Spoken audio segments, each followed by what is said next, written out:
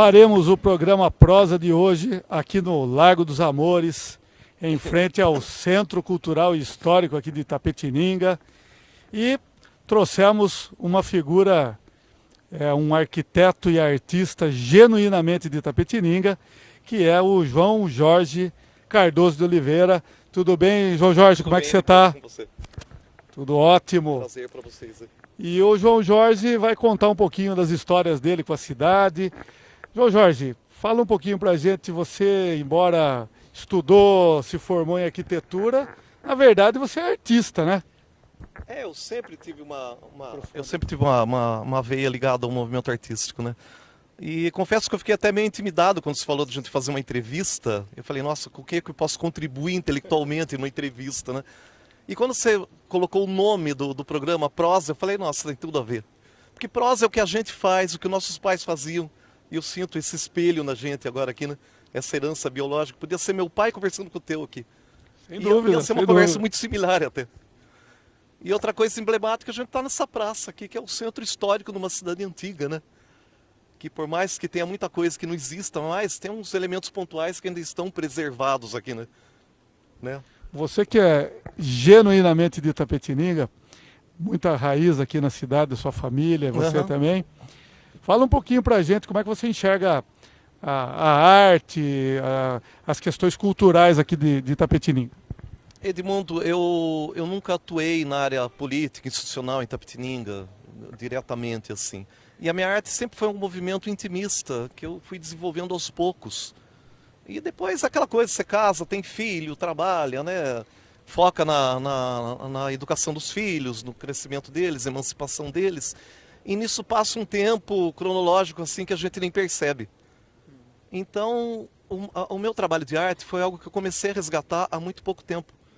Uma hora que eu acordei e falei, pô, tá passando o meu ciclo de vida e eu tô com o material todo no baú, né? Daí eu comecei a tirar aquilo do baú gradualmente. Era até uma coisa meio sinestésica, assim, de lidar com vários tipos de expressões ao mesmo tempo.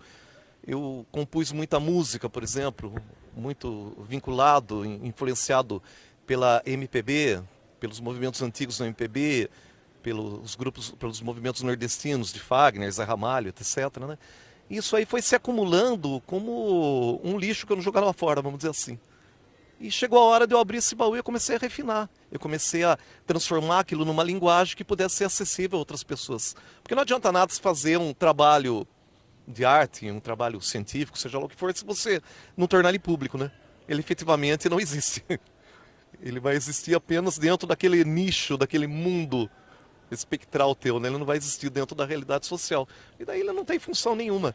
E eu levei um susto nesse momento. Falei, nossa, é hora de eu... João Jorge, você tocou num assunto muito interessante e eu, que conheço a sua história, confirmo, você sempre fez muita arte, inclusive depois eu quero que você fale dos quadrinhos, que eu acho sensacionais, né? Um grande cartunista, um grande escritor de história em quadrinho, o João Jorge.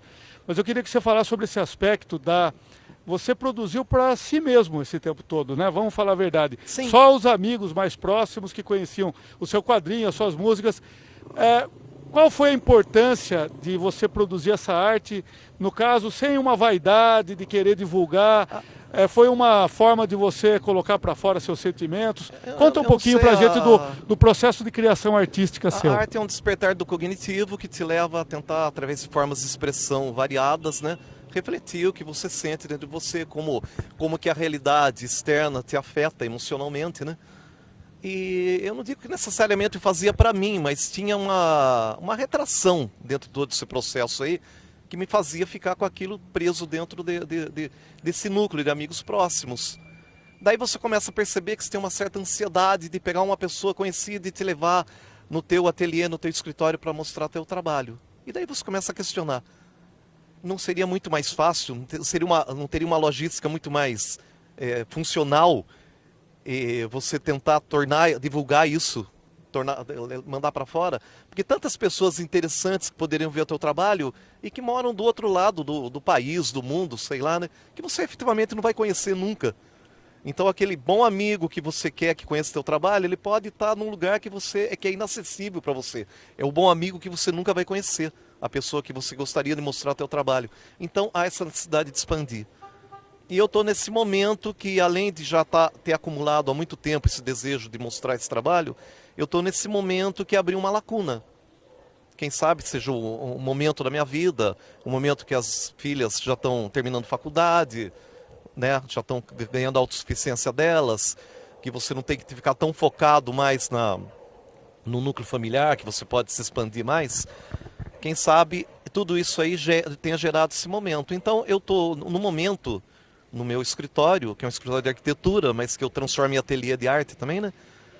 Eu estou desenvolvendo meus quadrinhos, muita temática do passado que eu estou fazendo uma adequação agora, né? Eu estou desenvolvendo um trabalho poético, eu quero começar a lançar isso daí no máximo no final desse ano ainda, em mídia virtual, como livro físico mesmo. É um trabalho que está ganhando corpo, meu. E o que está mais próximo, digamos assim, é o trabalho musical, né? Que eu estou lançando um disco agora com o arranjo do Breno Ruiz, o talentosíssimo Breno Ruiz, né? Reconhecido aqui na cidade. Lá está sendo montado, esse CD está sendo produzido da Gargolândia, do Rafael Tério. E é um trabalho que daqui um mês ou 2 no máximo aí já vai estar finalizado. E eu espero que agrade. Fale um pouquinho desse trabalho, qual é a temática, o que que... Cara, como o Breno mesmo falou, saiu um disco colorido. A gente usa esse termo disco, que é uma palavra meio até do passado, mas ela tem um efeito forte, né? Como o Breno falou, é um trabalho que saiu com um colorido muito especial, porque ele ganhou ênfases variadas em cada faixa, em cada música. E isso foi bem interessante, até pelo fato de eu ser um compositor que cria no violão e o Breno ser um arranjador que cria no teclado. E isso já deu uma metalinguagem muito interessante no trabalho. E, como eu te falei, as músicas minhas são bem conhecidas por algumas pessoas mais íntimas do meu círculo, né, de amigos. E totalmente desconhecidas do resto do público. E eu vou ter que botar a cara para bater para mostrar isso daí daqui a um tempo. Uma das coisas que sempre me intrigou é justamente essa forma do João Jorge se relacionar com a arte, porque ele, ao contrário da maioria dos artistas que tem uma certa vaidade em apresentar a sua obra, tem o objetivo de pôr a sua obra para todos darem uma opinião, né? E tentar agradar o público, você sempre parece que escondeu a sua criação artística. Mas isso tem um lado até meio negativo, porque gera um efeito acumulativo, né? Quer dizer, na hora de mostrar, você fica mais ansioso ainda, né? Para ver o resultado, pelo tempo que demorou para... E tem também uma linguagem intercalada aí, que eu sempre fui desenhista, né? Isso aí é herança do meu pai. Meu pai, para quem conheceu, ele sabia que ele era um exímio desenhista, ele trabalhava com carvão, bico de pena. E eu vim dessa verve dele, do desenho. Então, quando eu comecei a compor no violão, eu não entendia nada de harmonia. Os acordes que eu criava no violão para compor músicas eram basicamente desenhos. Então não eram acordes tradicionais. Eu fazia acordes totalmente, né, que para mim não tinha um nome. Eu fazia desenhos no braço do violão, ia cantando e criando. Quer dizer, teve esse lado, você, né? Você consegue relacionar artes tão distintas como, né, no caso, o desenho, a música, né? Então eu queria que você falasse dessa essência artística e também aproveitasse e falasse um pouquinho da arquitetura. Como é que você acabou se tornando um arquiteto dentro desse contexto artístico, né? Quando eu me formei em arquitetura, eu demorei um pouco para entrar na profissão mesmo. Trabalho até hoje como arquiteto em Tapetininga, só que grande parte desse período como arquiteto eu dediquei mais à pesquisa de patrimônio histórico arquitetônico dentro da empresa de arqueologia da minha irmã de São Paulo, que há já uns 20 anos que eu trabalho com ela nessa área aí. E, bem, desde que foi instituído pelo governo que qualquer obra de engenharia de impacto que cause impacto ambiental, de vulto, de porte que cause impacto ambiental, você é obrigado a fazer um estudo, tanto de como aquilo vai afetar o ambiente, como que vai ser afetada a atividade antrópica do ser humano no passado, né, naquela região. Quer dizer, tem muito estudo, muito resquício, vestígio histórico numa região que vai ser, no qual vai ser implantado, digamos que vai ser implantado um grande objetivo de engenharia numa região, uma represa, uma pavimentação de estrada, qualquer coisa que seja, isso vai causar impacto no meio ambiente, seja paisagem urbana ou paisagem rural. E esse impacto pode ser determinístico e muito material pode ser perdido com o passar do tempo. Então eu faço necessariamente para ela uma pesquisa em cima para dar suporte, dar conteúdo, dar reconhecimento de arquitetura pretérita, arquitetura passada, patrimônio arquitetônico que esteja envolvido dentro dessa área de influência do empreendimento que vai ser feito. E aí a gente resgata muita coisa legal, né? Visitar fazendas antigas, encontrar cemitérios abandonados. Nossa, aí é uma história muito grande. Eu já rodei muitos lugares do Brasil com isso. É um trabalho que eu sou grato de ter feito, que me ajudou muito a conhecer a realidade socioeconômica, cultural e natural também, o patrimônio natural dessa nação aqui. Então esse é um trabalho de arqueologia, né, que Sim. você desenvolve. E eu queria aproveitar para perguntar para você alguma história interessante dessa. São muitos anos que você trabalha com arqueologia. Conta uma história particular que marcou a sua memória. Eu já visitei os geoglifos no Acre, né, que são estruturas circulares, caves, né, é terra escavada por trabalho comunal, com diâmetro médio de 100 metros, estruturas gigantescas de escavação, feitas provavelmente em torno de aldeias antigas para proteger a área da aldeia. E isso daí está no meio da floresta amazônica, né? Devido ao desmatamento, por ironia, devido ao desmatamento, isso foi descoberto no final, parece que no final da década de 70, por imagem aérea. E eu fui no local onde ia ser feita uma pavimentação numa estrada ligando Boca do Acre ao Rio Branco, capital do Acre, né? E a gente foi pesquisar isso daí, né? Nessa oportunidade eu fiz uma trilha de mais de 7 horas na floresta amazônica com os índios apurinãs, né? Que são da etnia Arawak. E foi fascinante isso daí, porque você tá andando na floresta seguindo a trilha do indígena, do nativo. A trilha não existe. Para ele existe, para você não tem trilha nenhuma. E você vai atravessar igarapé, você vai... Porque de cima a floresta parece que é um pano, que é um tapete, né? Quando você está no solo, você tem toda a nuance do relevo, todo acidente topográfico, você tem... É uma situação muito diversificada, da qual você não tem referência nenhuma. Né? Foi um negócio muito interessante. Porque a gente foi justamente descobrir uma dessas áreas escavadas que estava no meio da floresta, que não estava visível ainda, que era reconhecida por caçadores indígenas. A gente foi lá para reconhecer. É uma coisa, né? É uma arqueologia monumental brasileira que pouca gente conhece. Os geoglifos do Acre, daquela região do sudoeste amazônico. Fala um pouquinho dessa experiência. Essa é uma viagem que como é que é, depois de alguns dias, você saindo da civilização, vamos dizer assim, acompanhando os índios, entrando na selva, qual que é o impacto disso no seu emocional? Cara, o legal é que você vai estar em lugares onde os seus referenciais não existem. Você tem que ganhar uma elasticidade para achar novos referenciais. Não que seja difícil o contato com o nativo, muito pelo contrário. O pessoal nas aldeias geralmente é muito solícito, muito gente boa. Mas você tem que se recriar, né? Por exemplo, se você ficar doente, não adianta você ter um plano, um convênio médico, porque você não vai ter, né, uma instituição para te acolher lá. Muitas vezes você vai precisar de um auxílio do nativo mesmo, do curandeiro que conhece, né, as ervas locais, onde está o princípio ativo, aliás, de tudo, né? Mas enfim, eu tive no Amapá também, tem uma interessante referência de arqueologia monumental no Amapá, na região de Calçoene, que na realidade nós fomos para fazer ia ser feita a ponte entre a Guiana Francesa e o Brasil, né, na cidade do Oiapoque. Eu fui lá fazer o mapeamento lá, da arquitetura local, etc. e tal. E no meio do caminho tem na região de Calçoene, que é uma cidade lá, e existe uma estrutura megalítica de blocos gigantes de pedra que foram retirados da usina, do local de origem deles, né, e removidos para lá e colocados numa posição que lembra muito a estrutura do Stonehenge, né, do Cromlech, aquela né? E foi comprovado que eles demarcam o solstício, a posição do Sol no céu. Quer dizer, eles têm uma função de astrolatria, né, de relação com a esfera celeste. Muito interessante isso daí. Também como eu te falei, é uma arqueologia monumental também, que parece que não tem arqueologia monumental indígena no Brasil, ou paleo-indígena, né? Antes da colonização europeia, e tem.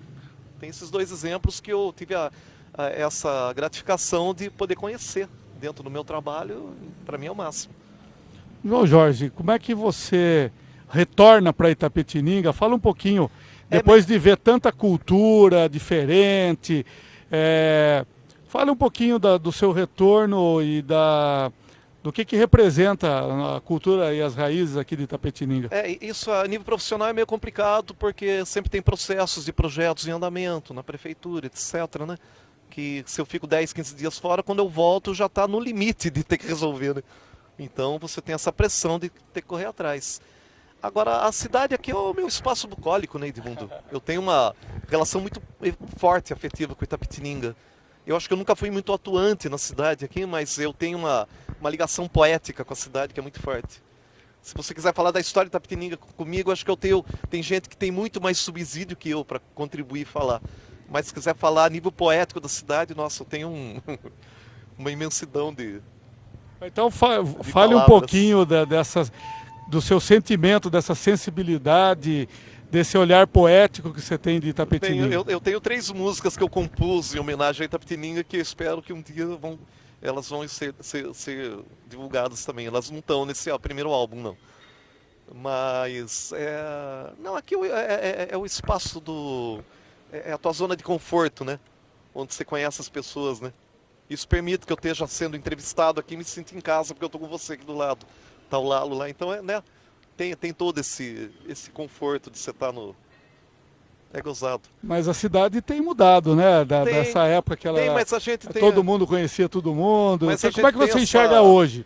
A gente tem essa câmera retroativa na cabeça aqui, né? Porque a gente já é cinquentão, né, meu? Então, você olha aqui em volta, você vê coisas que não existiam mais, mas que ainda estão na memória, né, meu? Ainda, você resgata elas, né? Você resgata. Você vê esse prédio eclético do Venâncio, essa casa de câmara e cadeia, que deve ter sido na época que Itapetininga devia ser uma freguesia, né? Câmara Municipal, Prefeitura, cadeia. Esse prédio de taipa aí. E você tem da igreja da comunidade dos homens pretos lá do Rosário, você tem a igreja matriz lá que já é outra, mas, né? Isso é gozado até nas igrejas, porque como elas representavam um espaço sacralizado, quando você ia fazer um templo novo para atender o aumento de fiéis, né, o aumento da população de fiéis, você tinha que fazer no mesmo local, porque era o local sacralizado, né? Então não podia construir. Você tinha que construir em cima aconteceu muito na história dessas cidades antigas brasileiras, né? Que foram construídas em torno da Igreja Católica, né? De você fazer o templo novo e o culto continuar existindo na igreja menor dentro do templo novo para depois ser demolido. Em termos de preservação patrimonial, é uma tristeza, mas fazia parte da questão cultural, né? Você ter que usar o espaço. O espaço era mais importante como elemento sacro do que a própria arquitetura.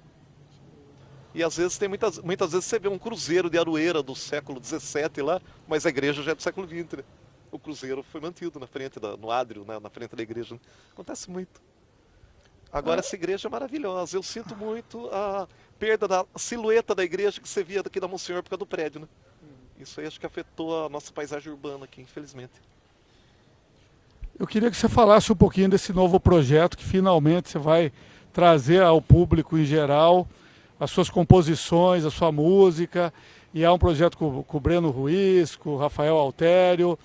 Eu queria que você falasse um pouquinho mais antes da gente encerrar a nossa prosa. Isso está sendo uma delícia fazer, porque a Rita e o Rafael são pessoas maravilhosas, né? Eu adoro ir lá. E o ambiente lá é maravilhoso, então você se sente em casa e eu achei que eu ia sofrer mais. Eles achavam que eu ia fazer eles sofrerem mais para gravar, porque eu mesmo coloquei as vozes, né, nas músicas. Mas saiu até que rápido, meu. Graças a Deus a coisa andou bem.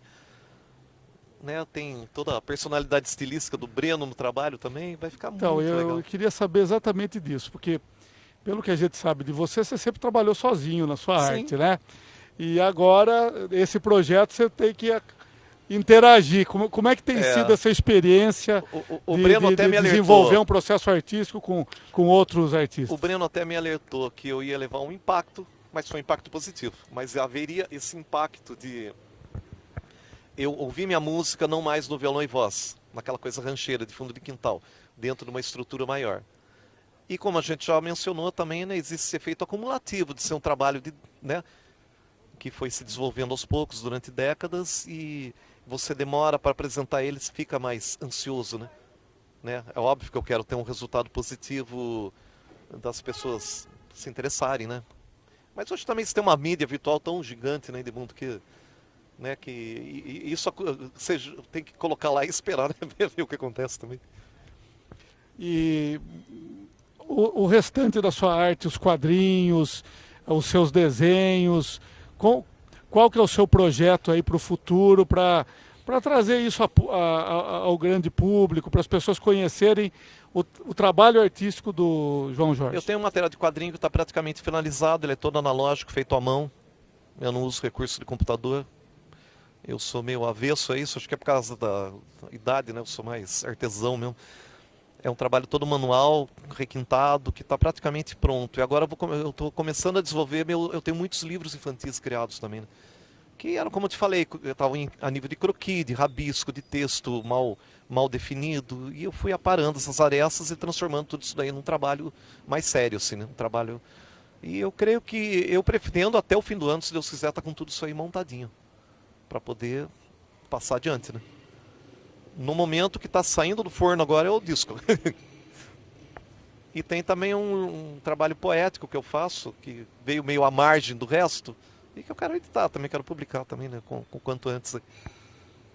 Vamos ver. Muito que você faz um monte de coisa, então você tem que ir contribuindo de um lado do outro, né? E tem um lado até interessante, meio mórbido, né? Pô, porque você não lançou isso aí 10, 20, 30 anos atrás, né? Porque não foi lançando. Eu vejo um lado até interessante disso daí, porque eu pude lapidar melhor o trabalho. Se eu for ver o texto de antigamente, não estava com tanta qualidade quanto agora. Tudo bem, eu podia ter tido um reconhecimento, tido um retorno financeiro com isso lá atrás. Não tive, mas por incrível que pareça, eu não me sinto frustrado com isso. Porque agora eu acho que cheguei no ponto que eu queria. Eu lapidei o texto, lapidei a harmonia das músicas, lapidei os desenhos. Tudo. Você é muito crítico, né? Com a sua própria arte, não é? Isso também não foi um dos motivos que atrasou um pouco essa divulgação? Pode ser, aí você pode misturar tudo, né? Pode ser um pouco de timidez, né? De apreensão, né? Daí ficar dando desculpinha para demorar para terminar a elaboração das coisas, né? Ou um pouco de ranzinzice mesmo, né? Pode ter um pouco de tudo aí. Mas o importante é que você nunca deixou de produzir, né, João Jorge? Não, acho que isso é o... E dá uma ideia de volume aí do que você tem, tanto de música, de composição. como de coisas impressas aí, os composições quadrinhos. Eu tenho 650 no momento, que nesse processo de lapidação teve uns 20% pelo menos que eu joguei no lixo mesmo, que eu falei, não, isso aqui não tem como ir além. Parou no tempo e já era. Então já houve esse processo seletivo, né? Então acho que eu tenho 650 músicas, não vou dizer que elas são 650 músicas maravilhosas, obviamente que não. Mas são 650 músicas que eu não tenho vergonha de mostrar, vamos dizer assim, né? Só isso, 650. Que tem um certo nível. Em desenho eu tenho um personagem que eu tenho 200 páginas de quadrinho dele prontas. O livro de poesias, que eu quero lançar, vai ter umas 400 páginas também. É essa loucura de trabalho acumulativo, cara. Que agora tem que ser uma catarse. João Jorge, fala um pouquinho do seu processo de criação, né? Porque olha quanta obra você produziu, né? E ainda bem que nós estamos conseguindo trazer... Isso para mim é meio difícil de falar, porque se tivesse uma cronologia exata, tipo, comecei há 5 anos atrás a elaborar isso aí, usei essa metodologia. Não, é coisa que eu fui fazendo, tendo lacunas sem mexer, depois houve esse resgate de todo esse material que ficou no passado. Nesse período do resgate, já estava há 15 anos, acho que com tudo parado, que eu contei para você agora aqui. Então, a metodologia original de todo esse processo lá atrás, eu acho que deve ter sido muito intuitiva, não sei, uma coisa muito espontânea. Se fosse começar hoje a fazer isso aí, acho que seria muito mais metodológico. Mas naquela época não, acho que era... Mas conte pra gente, quando foi que você descobriu esse dom aí, esse talento artístico? Desenho, eu tenho a referência do meu pai, que sempre foi desenhista, né? E na poética, a referência do meu pai também, que sempre teve uma eloquência discursiva no falar, né? E eu ficava vendo, às vezes, ele fazer discurso e falava, nossa, o que ele está falando não tem âmbito técnico nenhum. Ele não está falando de coisa nenhuma, mas ele consegue falar com tanta, né? Com tanta destreza.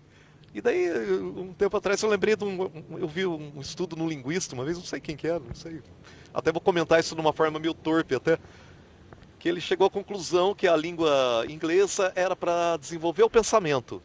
A língua alemã era para estruturar o pensamento, criar as coisas, né? E latim não servia para nada, era só para falar com Deus. Eu falei, nossa, é o máximo, cara. Esse era o meu pai falando, né? Aquela coisa eloquente dele, coisa e tal. E acho que eu usei essa coisa conceitual falar da palavra, com sentimento, né? Para brincar com poesia. E saiu uns negócios até interessantes, porque eu tive essa oportunidade de lapidar. Se eu tivesse publicado lá atrás, quem sabe não fosse tão bom assim. Eu acho que melhorou por causa dessa lapidação. Então, eu sou grato de ter demorado tanto. Meio por aí. Pois é, infelizmente o nosso tempo está acabando e nós vamos agradecer aqui o João Jorge Cardoso de Oliveira, um grande artista com uma grande obra na área musical, na área também do desenho, dos quadrinhos, e que é um artista genuinamente itapitiningano. Obrigado. Se pudesse, eu ficava até amanhecer falando de arqueologia aqui. Da viagem das minhas filhas, a mais velha é arqueóloga, ele tá voltando na Amazônia agora. Nós vamos marcar um segundo prosa aí só para as histórias do João Jorge, que tem o lado artístico e depois ele vai falar do lado pessoal dele na próxima. Tem uma outra filha minha que está numa Kombi motorhome na Patagônia agora, está circulando a América inteira. E aí, por aí. Obrigado pela oportunidade, Mundo. Nós que agradecemos aí por conseguir mostrar um pouquinho desse artista que, pela sua modéstia, ele até hoje está maturando aí a sua obra artística e em breve a gente vai poder conhecer melhor. Grande Zega. Valeu.